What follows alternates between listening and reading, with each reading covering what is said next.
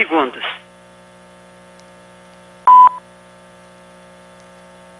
Observatório Nacional, 18 horas, 59 minutos, 30 segundos.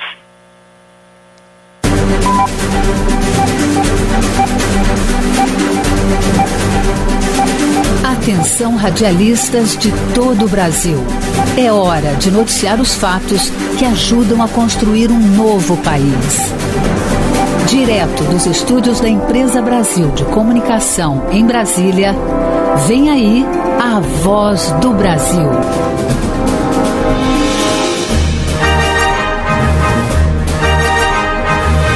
Em Brasília, 19 horas.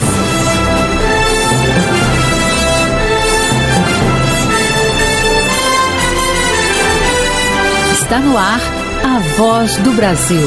As notícias do governo federal que movimentaram o país no dia de hoje. Boa noite. Boa noite para você que nos acompanha em todo o país. Sexta-feira, 24 de dezembro de 2021. E vamos ao destaque do dia. Auxílio Gás começa a ser pago na segunda-feira. Famílias de cidades em estado de calamidade na Bahia e em Minas Gerais são as primeiras a receber. Gabriela Noronha. O dinheiro vai ser depositado na conta do Auxílio Brasil e as famílias serão informadas pelos aplicativos do programa e do Caixa Tem. Você também vai ouvir na Voz do Brasil. Começa a consulta pública sobre recomendação do Ministério da Saúde para vacinação de crianças. Ações para a retomada do turismo no Brasil. O ministro do Turismo, Gilson Machado, é o entrevistado de hoje da série Retrospectiva 2021. Hoje, na apresentação, eu, Márcia Dias e Luciano Seixas. E para assistir a gente ao vivo na internet, acesse voz.gov.br.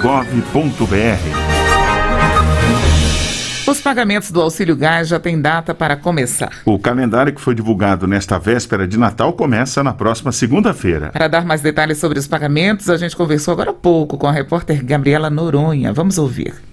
Gabriela, quem são os primeiros a receber o auxílio? Olha, Luciano, os primeiros são cerca de 108 mil famílias residentes em 100 municípios que decretaram estado de calamidade por conta das chuvas na Bahia e em Minas Gerais. Todos eles são integrantes do programa Auxílio Brasil. O secretário especial do Desenvolvimento Social do Ministério da Cidadania, Robson Tuma, explica quanto vai receber cada família. O valor do benefício é de R$ 52,00, corresponde a 50% da média do preço do bujão de gás de 13 quilos. O gás que a gente usa nas cozinhas, o conhecido como GLP, gás liquefeito de petróleo. E olha, Luciano, o dinheiro vai ser depositado na conta do Auxílio Brasil e as famílias serão informadas pelos aplicativos do programa e do Caixa Tem. Gabriela, depois desse primeiro grupo, quando começam a receber as outras famílias com direito ao Auxílio Gás? Márcia, as outras famílias elegíveis ao Auxílio Gás, que são mais de 5 milhões, vão receber o benefício a partir de 18 de janeiro, seguindo o calendário regular de pagamentos do Auxílio Brasil. Segundo o governo, será concedido um benefício por família a cada 2 meses. Vamos lá, quem tem direito ao auxílio? Sim, Luciano, tem direito famílias inscritas no Cadastro Único para programas sociais do governo federal, o CadÚnico, com renda familiar mensal de até meio salário mínimo por pessoa. Também tem direito às famílias em que pelo menos uma pessoa recebe o benefício de prestação continuada da assistência social, o BPC, que prevê um salário mínimo mensal à pessoa com deficiência e ao idoso com 65 anos ou mais, que comprovem não ter meios de se manter. A lei também prevê que o auxílio seja concedido preferencialmente às famílias com mulheres vítimas de violência doméstica, que estejam sob o monitoramento de medidas protetivas de urgência. Luciano, Márcia. Obrigada, Gabriela Noronha, pelas informações. Momento Saúde. Começou hoje a consulta pública do Ministério da Saúde sobre a recomendação da vacinação de crianças entre 5 e 11 anos contra a Covid-19. De acordo com a recomendação publicada pelo Ministério, a imunização de crianças deve ser realizada com a autorização dos pais ou responsáveis e com a prescrição médica. A consulta pública tem o objetivo de dar transparência e abrir diálogo no processo de ampliação da campanha de vacinação contra a Covid-19. Além da consulta, o Ministério vai realizar uma audiência pública para debate com especialistas especialistas em imunização. A recomendação final deve ser divulgada no dia 5 de janeiro. Qualquer pessoa pode participar da consulta, que vai estar disponível até o dia 2 de janeiro na página do Ministério da Saúde na internet, em saude.gov.br. Goiás passa a fazer parte do regime de recuperação fiscal, que permite o refinanciamento de dívidas de governos locais em troca de um plano de corte de gastos. A adesão foi assinada pelo presidente Jair Bolsonaro em cerimônia no Palácio da Alvorada, que contou com a presença do governador do estado, Ronaldo Caiado. O regime de recuperação fiscal vai ajudar no reequilíbrio das contas estaduais. De acordo com o governo de Goiás, com a entrada no plano, o pagamento da dívida será suspenso parcialmente no ano que vem e a dívida volta a ser quitada aos poucos a partir de 2023 por 30 anos. O presidente Jair Bolsonaro explicou que o regime de recuperação fiscal vai dar mais previsibilidade ao Estado. E o Estado, então, passa, além de previsibilidade, passa a ter mais meios para melhor atender o interesse da população como um todo. O governador de Goiás, Ronaldo Caiado, falou sobre a importância do plano de recuperação fiscal para o Estado. Isso que o presidente assina hoje para Goiás é a previsibilidade das pessoas terem ali seus salários, suas aposentadorias, progressão, promoção, ocupação também com novos editais para novos concursos públicos e, além do mais, reajuste sim, dentro daquela capacidade específica do governo. Goiás é o segundo estado a fazer parte do plano. O Rio de Janeiro foi o primeiro.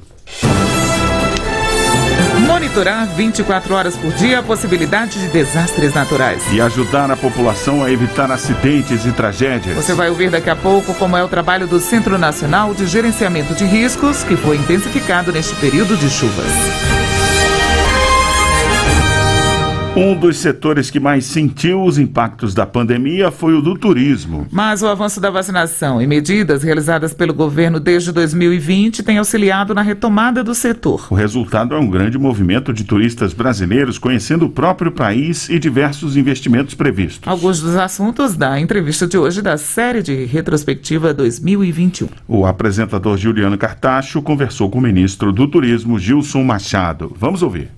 A Voz do Brasil entrevista o ministro do Turismo, Gilson Machado. Ministro, muito boa noite. Muito boa noite, Cartacho. É um prazer estar aqui mais uma vez na Voz do Brasil.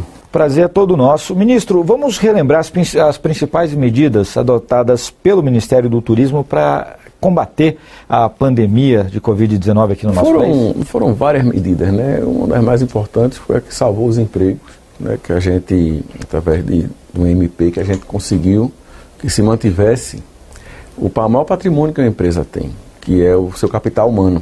Nós, através da flexibilização das relações de trabalho no setor, muitos cases turísticos, muitas operadoras turísticos, hotéis, restaurantes, enfim, puderam fazer um acordo com seus funcionários para diminuição da carga de trabalho, enfim, de várias maneiras.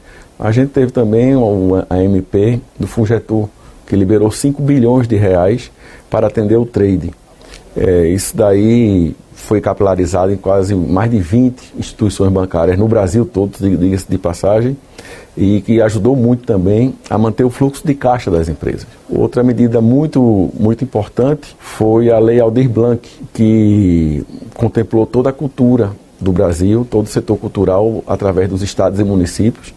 E pela primeira vez na história do Brasil, o presidente Bolsonaro conseguiu manter 4.000 secretarias de cultura com verbas públicas, que você viu a proliferação de lives de pequenos artistas, você viu a proliferação de prêmios indutores do artesanato, enfim.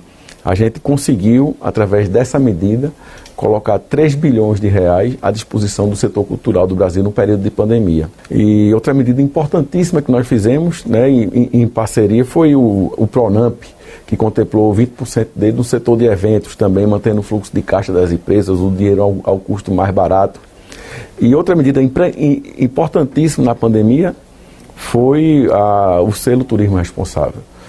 Os protocolos de segurança que foram estipulados pelo Ministério do Turismo, mudou a história do turismo no Brasil, dos restaurantes, por exemplo. Se hoje você entra no restaurante, você só entra se você tiver sua temperatura aferida, no hotel do mesmo jeito. Para se servir, você tem que estar com a luva. Enfim, num avião, antes de você sentar naquela cadeira, os ductos de ar-condicionado foram esterilizados, foram limpos, aquela cadeira também foi esterilizada, a mesinha na frente. Num transporte coletivo interestadual, feito ônibus, vans, etc., teve protocolo de segurança também, de esterilização do ambiente, enfim. A gente viu que o Brasil saiu na frente desde 2019, de junho, no começo da pandemia, nós lançamos isso. Inclusive recebemos moção de aplauso da Organização Mundial do Turismo por isso daí. E você sabe, o Brasil agora ele entrou na Organização Mundial do Turismo, no Conselho Executivo. E também acabamos de ganhar um escritório regional, né, para as Américas aqui no Brasil, com concorrência com outros países, inclusive a Argentina. E se nós não tivéssemos feito o dever de casa, de combate à pandemia, número de vacinados do Brasil que já ultrapassou os Estados Unidos, número de Covid no Brasil, praticamente, graças a Deus, a gente já pode dizer hoje que o Brasil é uma página virada na Covid. Ministro, mais um exemplo desse trabalho que não para aqui no Ministério do Turismo foi a retomada dos cruzeiros. É verdade. Foi anunciado agora em novembro. Só para eu finalizar meu raciocínio. Então nós conseguimos entrar no Conselho Executivo. Se a gente não tivesse feito um trabalho exemplar durante a pandemia, apesar dos empregos que nós perdemos, em torno de 400 mil empregos, nós estamos tendo uma recuperação astronômica, superlativa. E o Brasil hoje, ele eleva os números da América Latina como um todo no emprego do turismo, quando bota junto com outros países. Então isso daí fez com que o Brasil entrasse no Conselho Executivo da Organização Mundial do Turismo e trouxesse o escritório da Organização Mundial do Turismo para o Brasil. Se a gente não tivesse feito dever de casa, a gente não teria passado nem na porta do conselho, quanto mais sentar numa cadeira, com direito a voto. Então isso é muito, muito interessante. Você agora estava falando do setor dos cruzeiros. É uma maior vocação que o Brasil tem para turismo náutico. E disso daí se inclui os cruzeiros marítimos, né? Eu lancei até um desafio no lançamento dos cruzeiros agora, que acabar esse negócio de temporada. Temporada é para país como na Europa, como no Caribe, que tem furacão, que tem inverno na Europa rigoroso. O Brasil ele pode ter cruzeiro marítimo perenemente, 365 dias por ano. Por que não? Você ter um navio que sai de Fortaleza, vai até Natal, depois vai Fernando de Noronha, João Pessoa, Recife, Salvador, para Maragogi, entre um e outro, Maceió, enfim, muito atrativo, Porto de Galinha. Então a gente vê nas praias do Nordeste, aqui também em Ilhabela, Angra, Santos, Guarujá, o Brasil, Camboriú, Balneário Camboriú, o que você quiser nós temos aqui no Brasil. E tem um detalhe, nós somos muito competitivos pelo que nós não temos. O que é que nós não temos? Desastres naturais, furacão, maremoto, terremoto, guerras. O Brasil tem uma sustentabilidade incrível. O Brasil é um país hoje que tem o maior percentual de áreas ainda virgens preservadas dos 20 países do G20. 66% do nosso território está igual a quando Jesus Cristo veio à Terra. E eu disse da outra vez, numa entrevista que viralizou, inclusive na internet, aqui na Hora do Brasil, e que, se eu tivesse falado alguma besteira, tinha dado capa dos maiores jornais da grande mídia, né? O ministro do Turismo falou um agafe. Não, o Brasil é sim o mais preservado do mundo e nós temos um dever patriótico de defender o nosso país lá fora. Porque não adianta a Embratur ter um recurso, o Ministério ter um recurso para defender o país do que falam lá fora e o próprio brasileiro falar mal do Brasil. Ministro, a pandemia, a questão do fechamento das fronteiras, ela serviu principalmente para o brasileiro reconhecer, redescobrir ou descobrir o nosso país. Um dos programas que estimula é o Viagem pelo Brasil. Qual a importância do programa nesse momento? Olha, veja bem, eu garanto que muita gente que está me assistindo agora nunca pensou em ir em Manaus, ir em São Gabriel da Cachoeira, ir lá na Navilhanas, em Alta do Chão, em ver o encontro do Rio Tapajós com o Rio Amazonas. Nunca pensou no Rio Sucuri, no Rio da Prata, no Mato Grosso do Sul, porque sempre foram para Disney, para Paris, para Las Vegas, para Singapura, para o Japão, e não viajavam no Brasil. E o nosso país é lindo, é maravilhoso. E eu digo mais ainda, Cartacho, o turismo no Brasil de 10 anos para cá evoluiu muito. Nós hoje temos o melhor hotel do mundo hoje pela TripAdvisor, é aqui no Brasil. A gente tem também o melhor resort de praia do mundo, é aqui no Brasil. Né? Eu fui agora no Colline de France, um hotel lá em Gramado, Canela, aquela região. É o melhor hotel do mundo e é aqui no Brasil. Então o nosso turismo evoluiu muito, o nosso enoturismo das vinícolas da Serra Catarinense, da Serra Gaúcha. Eu tive em Flores da Cunha, né? Agora há pouco tempo, tive em Nova Pádua, tive em Rancho Queimado, na Serra Catarinense, e é maravilhoso lá, o vinho Pinot Noir, o espumante brasileiro, o vinho branco brasileiro, da uva Sauvignon Blanc, da Chardonnay, você já vê uma qualidade excelente que se compara a qualquer país produtor de vinho do mundo, entendeu? Não é porque o nosso terroir, a nossa terra é diferente, né, que o vinho da gente seja pior, não. A gente não tem a obrigação de ter o mesmo sabor, porque o nosso solo é diferente do solo da Borgonha. Mas o nosso vinho é feito com a mesma tecnicidade, com o mesmo esmero, com o mesmo empenho. E outra coisa, com os mesmos descendentes de europeus, que são os brasileiros, que são da Serra Gaúcha e da Serra Catarinense. Então a gente às vezes tem um vinho que tem um sabor diferente, mas a mesma qualidade. A gente tem visto isso. Os hotéis de charme no Brasil se proliferando, a gente vê o mundo todo hoje querendo investir no Brasil na parte de hotelaria, 147 novos hotéis sendo construídos no Brasil de grande porte, mais de 6 bilhões e meio de investimentos. Você vê também mais de 8 mil pequenos hotéis, hotéis pousadas, albergues sendo construídos hoje no Brasil. E você vê a geração de emprego a pleno. Para você ter uma ideia, em agosto desse ano, eu falei com o ministro Onyx do Ministério do Trabalho, né, ele me deu um dado muito interessante. Nós formamos no Brasil, só em agosto, 372 mil empregos de carteira assinada. Desses 372 mil, 180 mil empregos foram oriundos diretamente do turismo, do setor de serviços ligados ao turismo. E eu digo mais, até o final de fevereiro nós vamos criar mais 500 mil novos empregos no turismo nessa alta temporada. E o Brasil é um país que emite turistas para o exterior. Nós mandamos 11 milhões de turistas para fora, que deixam 19 bilhões de dólares lá fora. E esse turista internacional, ele hoje, que é mais do que um país como Portugal, mais do que uma Suíça, por exemplo. Portugal, 10 milhões de habitantes, Suíça, 9 milhões e meio. Então nós mandamos mais gente brasileiro para fora, de alto poder aquisitivo, né, 19 bilhões de dólares, e agora estamos com esse pessoal aqui dentro viajando. Então, por isso que o turismo do Brasil também está tão aquecido. Você vê as companhias aéreas já voltaram mais de 80%, 85%, quase 90% da sua malha aérea. Os hotéis de final de ano, praticamente é muito difícil, quase 95% de ocupação já.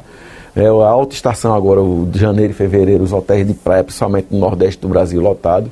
O endereço de ecoturismo também. Então é isso, o Brasil está se recuperando, está fazendo o dever de casa, é um exemplo. Ministro, o senhor falou dessa atração que o Brasil tem hoje, principalmente para países que veem o nosso país como destino turístico mundial. O senhor esteve agora em novembro na Expo Dubai. Eu acompanhei as postagens do Ministério, vi a movimentação no nosso estande.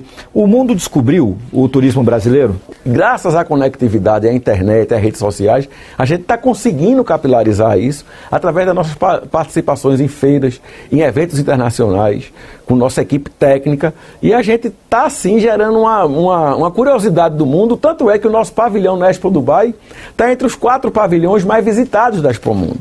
São 190 países que estão lá concorrendo para mostrar, né, na realidade, cada um o que o país tem de melhor a oferecer. Nós estamos entre os 4, né, mais visitados, já recebemos, eu acho que mais de 500 mil pessoas visitando. Então você vê, e o tema principal do nosso pavilhão é a sustentabilidade. Nós estamos no pavilhão da sustentabilidade da feira. Então você tem experiência sensorial da Amazônia, das praias do Nordeste, enfim, tem imagens, você tem fotos, enfim, tem sons, você transita dentro do Brasil ali dentro. Tem rede, vídeo, tem tudo. Então, isso gera uma curiosidade no mundo. E dia após dia, o mundo está vendo o Brasil como uma grande oportunidade. Como nós fomos agora por Emirados Árabes com o presidente Bolsonaro, tivemos em torno de 700 empresários nos encontros lá, inclusive o presidente fez parte, eu fiz parte, eu falei também, mostrei as oportunidades que o Brasil tem, o nosso portal de atração de investimentos, enfim.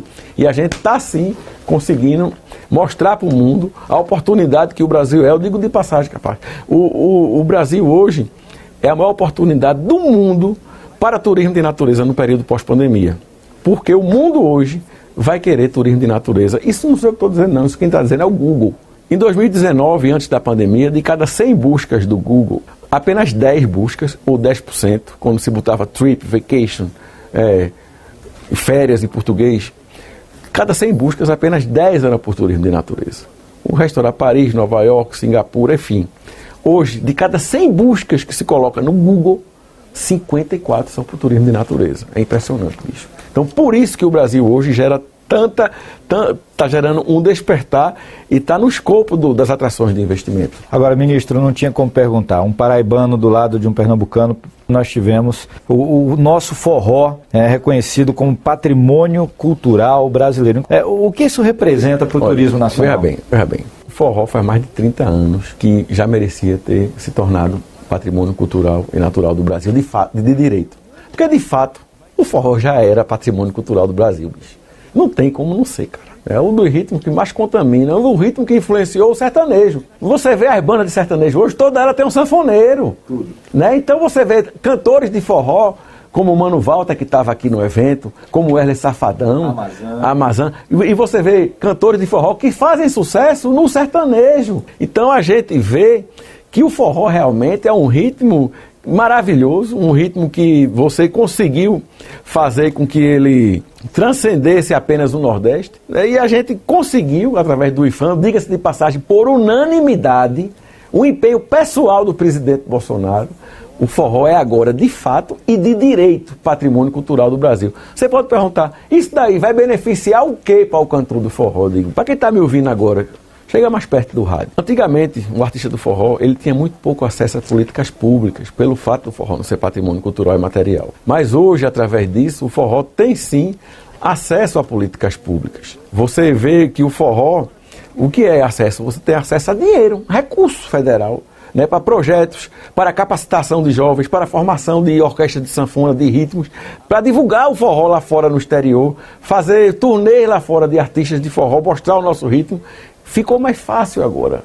Ficou com a base legal.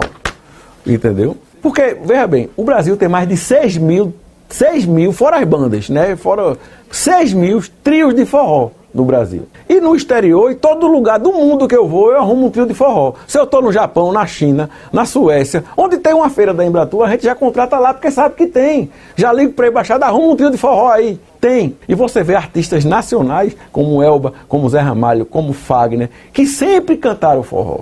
Apesar de fazerem discos, trabalhos de MPB, como chamam, né? Mas sempre tiveram a sua linha de forró. E muitos deles já lançaram vários discos exclusivos de forró. Então você vê como o forró agrega e como o forró transcende qualquer ideologia. Ministro Gilson Machado, muito obrigado pela entrevista à Voz do Brasil. Muito obrigado. O período de chuva chegou na maior parte do país. Em áreas urbanas, as tempestades podem causar deslizamentos de terra, alagamentos e outros desastres naturais. Para prevenir incidentes e auxiliar a população em caso de desastres, o Centro Nacional de Gerenciamento de Riscos monitora sem interrupções o clima no país. Por meio de um telão instalado no SENAD, Centro Nacional de Gerenciamento de Riscos, em Brasília, profissionais de diferentes áreas monitoram ocorrências de desastres naturais no país. Em parceria com estados e municípios, a equipe recebe informações como previsão do tempo, nível das bacias hidrográficas e movimento das placas tectônicas. Com a chegada do verão e o período de fortes chuvas, que devem se estender até abril, esse monitoramento foi intensificado. Em uma sala virtual, equipes ficam conectadas 24 horas e, em caso de qualquer ocorrência, fazem contato direto com as defesas civis, estaduais e municipais. O diretor do SENAD, Armin Braun, explica como funciona esse trabalho. A Defesa Civil, ela articula com várias agências de monitoramento, de alerta de informações, que produzem essas informações para nós, que possibilitam nós anteciparmos algum evento adverso que possa causar desastre, como chuvas, inundações e escorregamentos de terra. E as repassamos para estados e municípios, informando da possibilidade da ocorrência de algum desastre. E se esse desastre vier a acontecer, nós articulamos com os estados e municípios um apoio do governo federal. Outra medida foi a criação de grupos para troca de mensagens instantâneas com as defesas civis dos estados. Além de divulgar as recomendações da Defesa Civil Nacional, esses grupos servem como apoio para os estados tirarem dúvidas sobre alguns processos, como reconhecimento de situação de emergência, repasse de recursos para atendimento à população, restabelecimento de serviços essenciais e também a reconstrução de áreas públicas danificadas.